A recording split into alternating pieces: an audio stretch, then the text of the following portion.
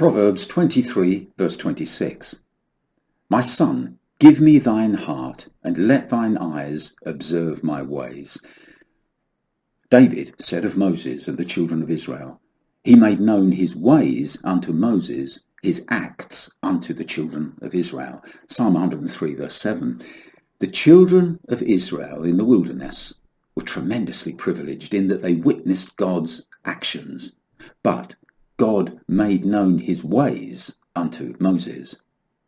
Now, the difference between an act and a way could be illustrated by a mother reprimanding her child, and an onlooker who sees the action and hears the words could conclude that the big person is bullying the little person and doesn't actually like them. But nothing could be further from the truth. The mother is prompted by love. That's her way. In other words, the children of Israel saw what God did, but Moses understood why God was doing it. Think of the cross of Calvary. The act is a brutal execution. Even an atheist can see that and be appalled. In fact, modern depictions of the crucifixion emphasize the horror of the whole situation. But if we fail to understand what prompted God to give his own son up to death for us, then the whole point is missed. The atheist remains a lost atheist. The message of Calvary is love. God so loved the world that he gave his only son.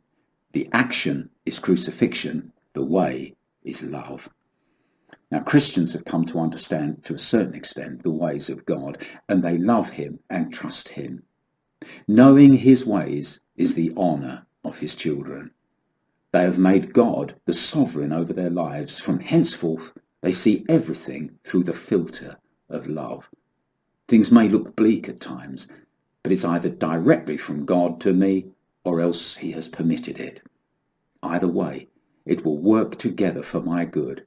I don't just see his actions, I know his ways. Now finally, note the prerequisite for knowing God's ways. The proverb said, give me thine heart, and let thine eyes observe my ways. Give me thine heart is another way of saying, love me, trust me.